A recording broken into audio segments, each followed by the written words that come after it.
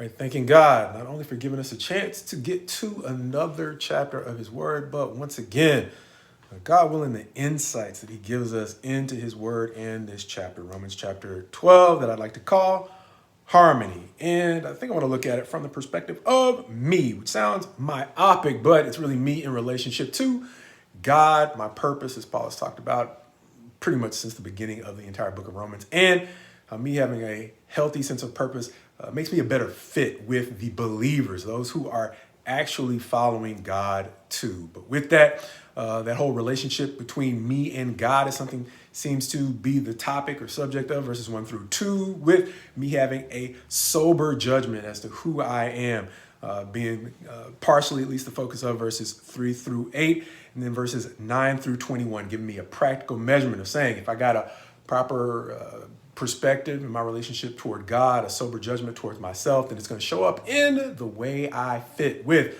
those who are genuinely serving Him too. But slowing down, taking it a little bit more deliberately, verses 1 through 2 are relatively famous verses that start off talking about our calling to be a living sacrifice, which it's going to describe in some translations as our reasonable service. As I've heard older, wiser preachers say, it is not higher level Christianity, but it is just basic common sense Christianity to consider yourself a living sacrifice, which can be tough, as we mentioned before, in a society that helps us or grooms us in a lot of ways to prize our individual freedom. Sacrifice can be a tough call, and it seems like a high calling culturally, but for God, it's just the basics, because just like the word in other places is going to say, what does it profit a person if they gain the whole world but lose their soul? That's a question that challenges us to recognize whether or not we need to prioritize God. But after we realize that it just makes common sense to prioritize God because we only have so much time here, the question is whether or not we likewise prioritize the way He's called us to repair our relationship with Him. And the first place I get in trouble is in not realizing that I do have a damaged relationship with God because I have not completely overcome my self-interest. And to the degree that I haven't, I still got work to do to repair the distance between who I am and who God has called me to be. Why is it important? Because He's saying, don't be conformed to this world, be transformed. Why? Because where I am right now is, God willing, not where I end up. Because like I said, I only have so much time here. The bottom line is, it's much like the marriage metaphors that we use from time to time. It's one thing to fall in love. It's another thing to have to live with someone. And even as a single guy, you don't have to have very many married friends before you realize that the emotions of the love are different than the day-to-day living with a person. That's just real life marriage. And so understand, just like marriage is a till death do us part thing, at least biblically, likewise, He's calling us to a forever relationship with Him. And much like love, the emotions can be tested by the day-to-day living with someone. When He's saying be transformed, He is letting you know what it's like in heaven and the kinds of things you need to get used to if you're going to be anything more than an annoyance, not only to God, but the people He is calling you to be around. Understanding by the time you get to the picture of the throne room in heaven in the Revelation, He's talking about people from every language, so it was a nation, tongue, and tribe being there. And He is calling us to be a fit with not only Him, but all His people. And He's going to say that one of the ways that we can do that is to be transformed in our mindset so that we can begin to understand what the will of God is.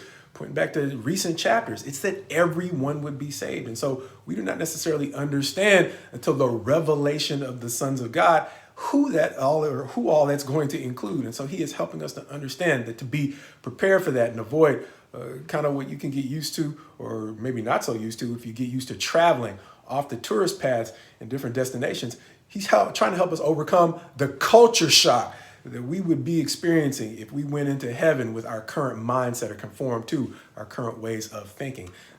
We don't necessarily get to have culture shock in heaven because if we're not a fit, we might not necessarily get to go. And so He's calling us to be transformed. And part of that is what we'll see in the next set of verses 3 through 8. He's saying, have sober judgment as to who we are right now, as to who you are right now in relationship to God is calling you to be in order to be a fit with the forever that He's prepared for all of us. He's going to say one of the ways that we can understand who we really are is according to the measure of faith that He has given us. One of the tools we use for that. I can't say this is the definition of the measure of faith, but we talk about from time to time the difference between belief and faith is faith actually produces something. And so according to your belief in God, what is it that I'm actually producing? And sober judgment helps me realize that no matter how maxed out I might be able to, or I might seem on what I'm doing, there's a lot more that I could get done.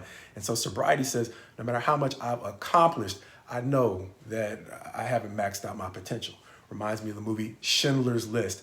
Oscar Schindler selling a lot of his goods in order to buy people out of the Nazi death camps. Looks back toward the end of the movie, spoiler alert, and realizes as he's looking at his house, as he's now having to flee for his own safety, all the things that he kept behind, even after giving so much to save so many from the death camps, he looks at things like his car, things in his house, and he's no longer looking at it as stuff, but lives that he left unsaved. And from that sober judgment, he didn't focus or fixate on all the lives he saved.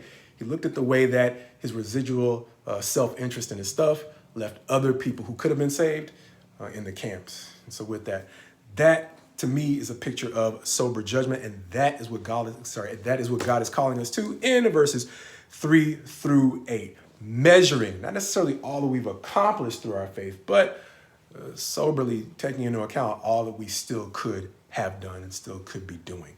So with that, he's going to say that we have been given gifts. And what's the purpose of those gifts? Once again, it's to help others, much like that Schindler perspective. He was given stuff that in the right circumstance allowed him to buy people's lives out of the death camps from day to day. It's not just in emergency situations. God is calling us to get conditioned or transformed into the kind of people who are actually effective in the gifts that he's given us by no longer being conformed to the way that the world values gifts by either monetizing them or giving us praise or recognition for our gifts, talents, and the cool things that we can do. But realizing that life is a struggle for a lot of people, pretty much everybody. Even if you've been, given nice stuff for a good start, you're still going to struggle in some way because that's just kind of how life is. So he's saying the more you've begun to actually take on the mind of a living sacrifice, the more you realize that your gifts are not for monetization and praise as much as they are to help ease the burden of other people, and not just other people.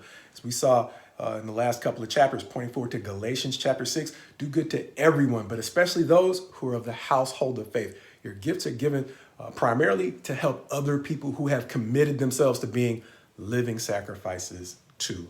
And one of the measures as to whether or not we are actually living sacrifices, we embrace that mentality and we have sober judgment as to why God has given us our gifts, is how are we going to live with one another? That's our title, Harmony. Because in those last verses, in a lot of ways, they seem to, as we might have already mentioned, they seem to structure as mini proverbs, understanding that a lot of the proverbs are comparisons and contrasts between things like righteousness and wickedness. They're not contrasting good and evil here as much as they're comparing the right mindset to the deeds that the right mindset produces. And within that, it's going to talk about one of the ways, and once again, we can tell whether or not we have embraced the mindset of being a living sacrifice, no longer preoccupied by our own self-interest. And then likewise, having a healthy perspective on ourselves, sober judgment, and why God has given us our gifts is whether or not we are genuinely living in harmony with other people who have genuinely or who have actually committed themselves to being living sacrifices too. The more we are conformed to our environment, quite possibly, the more we will consider other people as rivals and be tempted to compete against them. But the more we are transformed, the more we are going to live in harmony with other people who are actually producing things with the faith that God has given them, which is why we often say God's best to you as you go forward with him, God willing, in harmony with those who are truly his living sacrifice.